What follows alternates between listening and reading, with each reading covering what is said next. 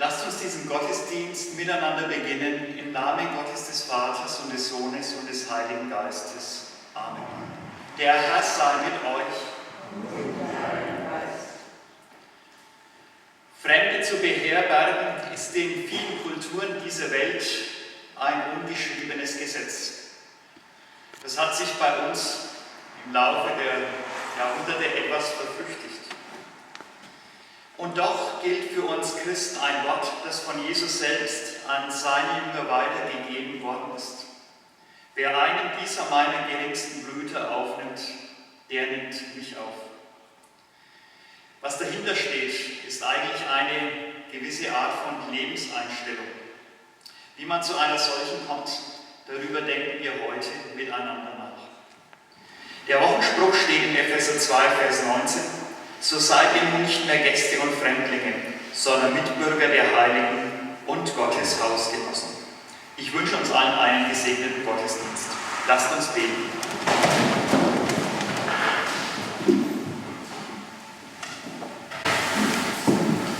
Treuer Gott, sieh uns an, heute in diesem Gottesdienst, dass wir einander ansehen können und einer dem anderen dient mit dem, was er kann.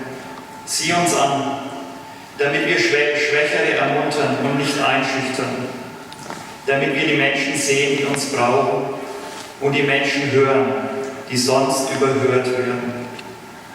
Sieh uns an, in Jesus, unserem Bruder, deinem Sohn, damit wir einen Blick für das Wesentliche in unserem Leben bekommen. Amen.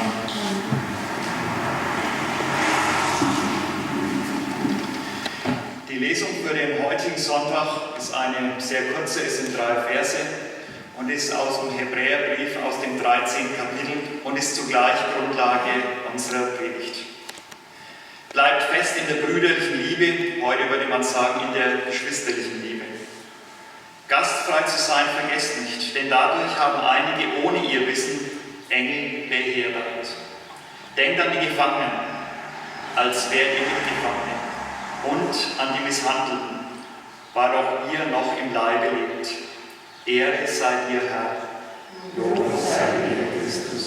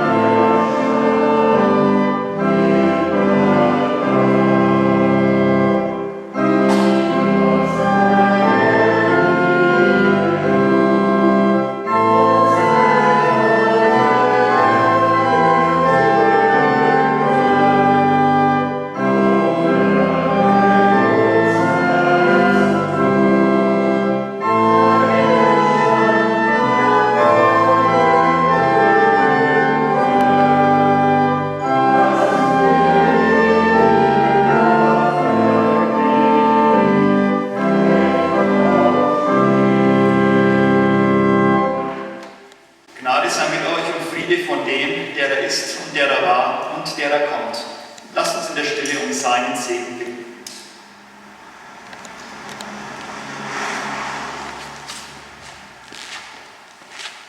Herr, unser Gott, schenke uns immer wieder den Blick zu dir und auf das, was wichtig in unserem Leben ist. Amen. Als ich diesen kurzen Abschnitt, diese 3 Verse aus dem Hebräerbrief las, kam mir sofort eine Geschichte in den Sinn. Vielleicht kennen einige von Ihnen diese Geschichte von Abraham. Da hat einer sein Leben lang sich Nachkommen erhofft und keine bekommen und irgendwann die Hoffnung aufgegeben. Und genau in dieser Situation kommen 3 Männer zu ihm und schenken ihm neue Hoffnung. 3 Unbekannte.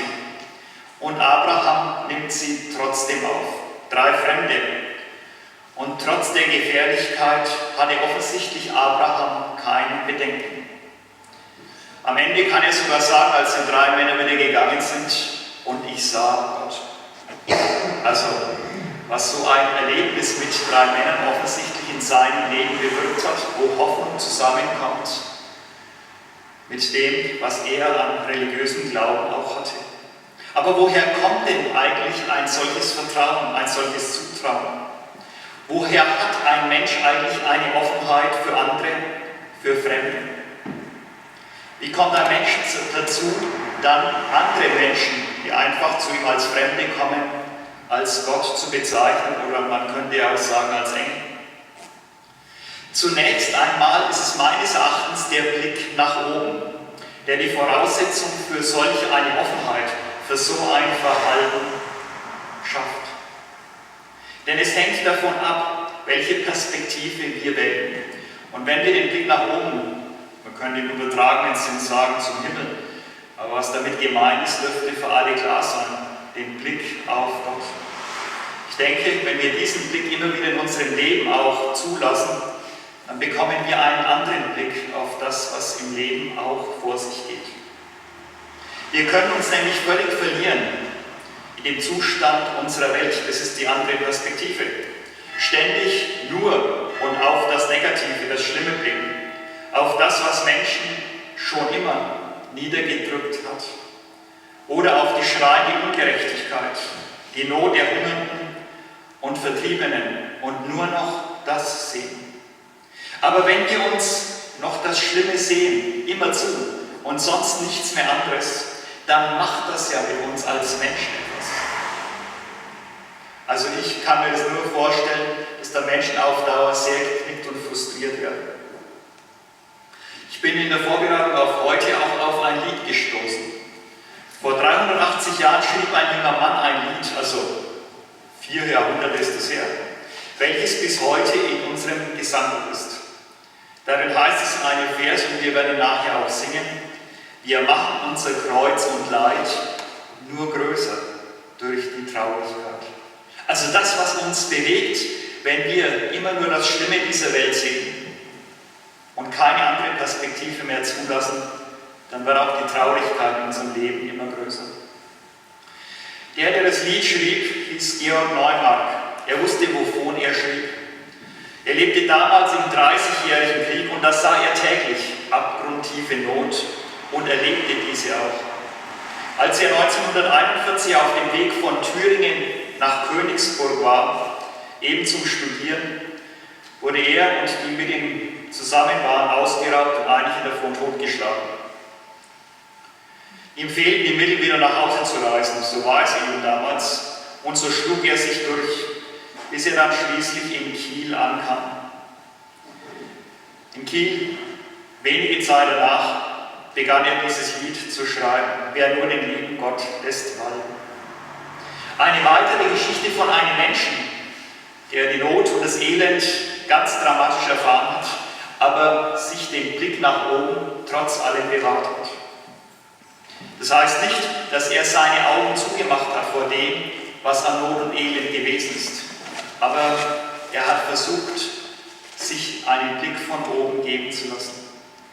Das, was im Zentrum des Blickes nach oben steht, ist, sich erinnern an das, was Menschen auch Gutes mit Gott erlebt haben.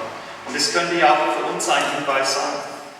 Dieses sich erinnern und zugleich das Mitteilen von dem, was wir mit Gott in unserem Leben erlebt haben, das ist uns ja in unserer Landeskirche oder Volkskirche etwas abhanden gekommen. Damit haben wir eigentlich etwas preisgegeben, was Gemeinde und Gemeinschaft immer wieder ausmacht. Nämlich das, was wir in unserem Leben erleben, auch das Durchtragen, auch an dem, was wir an positiven Dingen erleben, mit Gott zusammenzubringen und in irgendeiner Weise auch mit anderen zu teilen. So wie in diesen beiden Geschichten, der Abraham und der Georg, die beide etwas im Leben erlebt haben und es mit Gott oder mit dem Blick nach oben zusammengebracht haben. Und damit haben sie natürlich dann auch Kraft, Mut und Zuversicht bekommen, auch sich den Abgründen des Daseins zu stellen. Kann man das aber, den Blick nach oben, in einer Zeit und Welt, in der der Glaube an Gott aus der Mode gekommen ist? Aber täuschen wir uns nicht. Auch wenn sich manche Vorstellungen geändert haben im Laufe der Jahrhunderte, ändert das nichts daran, dass das religiöse Interesse von Menschen, auch in unserem Lande, ungebrochen ist. Emanuel Geibel hat aber einmal im 19. Jahrhundert etwas geschrieben, was vielleicht das beschreibt, was sich im Moment in unserer Gesellschaft verändert. Er hat ein Gedicht geschrieben, dort heißt es: Glaube, dem die Tür versagt, steigt als Aberglaub durchs Fenster. Wenn die Götter ihr verjagt, kommen die Gespenster. Also noch einmal, wenn wir den Blick nach oben nicht mehr fest in unser Leben Bestandteil geben, dann kommen andere Dinge, die uns vielleicht viel mehr Angst machen. Dort, wo der Glaube an Gott verlassen wird, treten dann andere, man könnte sagen, quasi religiöse Vorstellungen ins Zentrum von uns Menschen, von unseren Herzen, vom Horoskop bis zum Glauben an Kügelchen oder asiatische Heilkunst, Ernährungsgurus und Schamanen, die mit einer imaginären Kraft Heilsversprechen ermöglichen. Alles Vorstellungen, die ohne Gott auskommen. Und so wie der Blick, ich nehme nur eines dieser Dinge mal her, aufs Horoskop, manche Menschen sogar bis hinein in die Partnerschaft prägt auch der Blick nach oben unser Leben und unsere Beziehungen, in denen wir sind. Denn wer mit Gott rechnet, dessen Blick auf die Welt wird davon geändert. Meine Frage an Sie: Haben Sie das schon einmal erlebt? Eine Situation in Ihrem Leben, die Sie mit Gott zusammengebracht haben? Etwas an Bewahren, etwas an Durchtragen oder wo ein anderer Mensch Ihnen geholfen hat, durchzutragen und den Sie dann als Engel erlebt haben und wo Sie gesagt haben hinterher: Ja, da habe ich Gott gespürt. Ich denke, wer sich die Mühe macht, Situationen aus einem Blick nach oben zu nehmen, lässt auch das Sinnlose und Negative eines Lebens nicht den Mut am Leben nehmen. Ich denke, Sie kennen alle den Namen Samuel Koch, der damals bei einer Wetten-dass-Show stürzte und seitdem querschnittsgelähmt ist. Der hat einmal über den Glauben, seinen Glauben an Gott gesagt: In so einsamen Momenten gibt es da noch jemanden, der da ist und immer ansprechbar. Spüren Sie, was er versucht? Sich nicht von dem, was an Negativen in einem Leben da ist, überrumpeln zu lassen oder hinunterziehen zu lassen, sondern den Blick nach oben. Und das hilft ihm auch, die Niederungen des Alltags zu überstehen. Ich selbst habe auch eine Geschichte erlebt, die mich tief bewegt hat. Ich habe sie sicherlich in einer der Predigten in den letzten Jahren schon mal erwähnt. Vor mehr als 25 Jahren war ich mit anderen Studierenden bei Landlosen in Brasilien. Da haben 800 Personen in Plastikzelten, Sie kennen all diese schwarzen Plastikfolien, gehaust, bei 8 bis 10 Grad in der Nacht. Und da kam ich zu einer dieser Familien.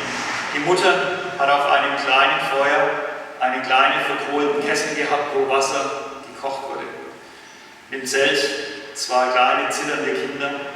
Ich fragte mich und dann auch sie, wie lange sie denn schon leben würde als Familie, so in diesem in diesem Elend, sie meinte seit 8 Jahren. Auf meine Frage, wie man das dann aushalten könnte, weil für mich war das unvorstellbar, unter solchen Umständen zu leben, meinte sie zu mir, wir haben Hoffnung. Im Anschluss an diese Begegnung war ein Gottesdienst im Freien auf diesem Camp geplant und die Landlosen trafen sich dann, haben dann ihren Finger zu Beginn des Gottesdienstes in die nasse Erde gesteckt und dem Nachbarn oder der Nachbarin ein Kreuz auf die Stirn gemalt. In dem Augenblick wurde mir bewusst, offensichtlich kam daher die Hoffnung der Menschen. Der Blick aufs Kreuz, auf Christus oder der Blick nach oben. Er schenkt neue Hoffnung und befreit auch von dem Blick auf mich selbst und hilft mir in dieser Situation weiter. Damit wird nämlich der Blick weiter. Er geht von mir weg, von meiner Not und von meinem Elend. Jetzt sind wir ganz nah an unserem Predigtext dran. Dann eröffnet sich die Perspektive zum Nächsten. Hin zum Nächsten, zu denen, die mit mir in einer Glaubensgemeinschaft leben. Also es entsteht ein Miteinander im Blick auf andere. Dabei geht es nicht um ein oberflächliches Zusammensein, sondern eigentlich um einen belastbaren Zusammenhalt. Also der Glaube nach oben, der Glaube an Gott, führt zu einem verbindlichen Miteinander, wo man auch für andere sorgt. Und nicht in eine individuelle Religiosität, welche vielleicht das eigene schöne Empfinden als Dreh- und Angelpunkt des Lebens hat. Und nun erschließt sich aus diesen beiden Blicken noch ein dritter. Die Perspektive, die unser Predigttext auch weist. Der Blick auf den Menschen, der unsere Hilfe am nötigsten hat. Dies immer klar zu sehen, ist für uns Menschen nicht leicht. Aber lassen wir uns den Mut und die Zuversicht nicht nehmen, dass wir in Gottes Schöpfung Verantwortung auch für andere tragen und nicht nur die, die wir als Nächste bezeichnen. Noch einmal, dieser Blick ist nicht leicht. Er war für die ersten Christen nicht leicht, die einer Verfolgungssituation ausgesetzt waren. Und genauso wenig ist er leicht für uns, die heute hier sind. Vor einigen Tagen sah ich einen Film über Miserior und die Diakonie. Natürlich war das Rote Kreuz auch dabei. Und zwar diese 3 Organisationen, die arbeiten auch in nichtchristlichen Ländern. Täglich setzen sie Zeichen dafür, was Liebe zum anderen bedeutet, den wir nicht immer als Nächsten sehen. Also aus diesem Blick nach oben wird etwas, was eine Gemeinschaft miteinander stärkt und dann der Blick auch zu dem, der meine Hilfe am nötigsten hat. Völlig unabhängig davon, ob er jetzt zu meiner Gemeinschaft gehört oder nicht. Und ich denke, dies als Auftrag an uns wieder neu zu entdecken, schenke uns der tägliche Blick nach oben. Lassen Sie uns das täglich immer wieder versuchen, den Blick auf Gott nach oben. Amen. Und der Friede Gottes, der höher ist als all unsere Vernunft, bewahre unsere Herzen und Sinnen in Christus Jesus. Amen. Wir singen nun das Lied, wo ich diese eine Zeile erwähnt habe, wer nur den lieben Gott lässt walten.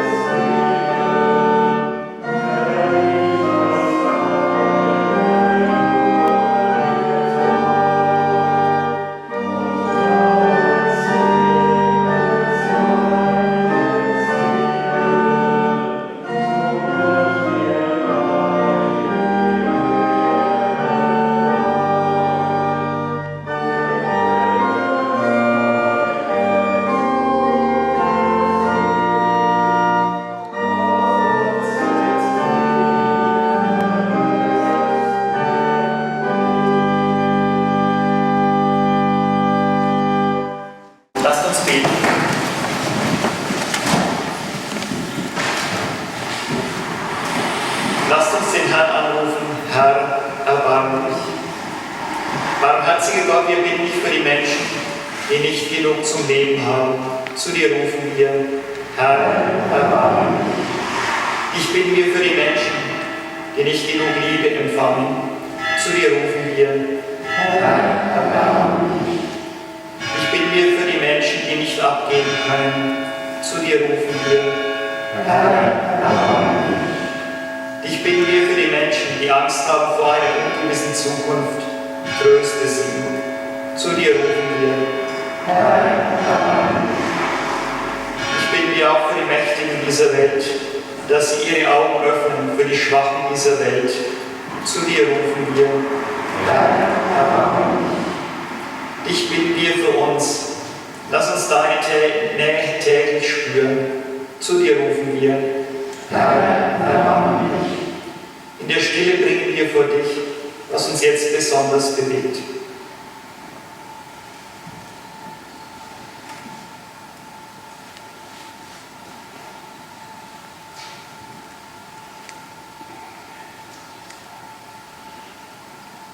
Zu dir rufen wir, Herr, erbarme dich. Amen. Lasst uns gemeinsam beten.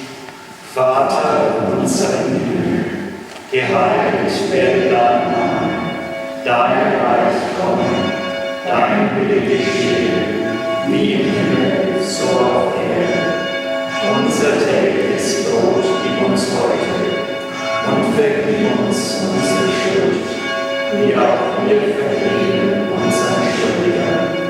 Und führe uns nicht in Versuchung, sondern erlöse uns von dem Bösen.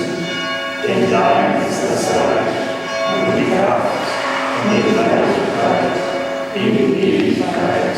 Amen.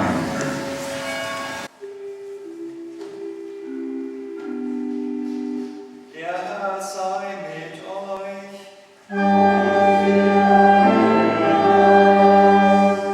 Gehet hin im Frieden des Herrn.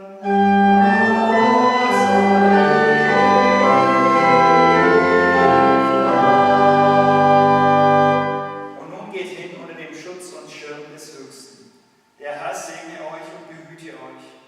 Der Herr lasse sein Angesicht leuchten über euch und sei euch gnädig. Der Herr erhebe sein Angesicht auf euch und gebe euch Frieden.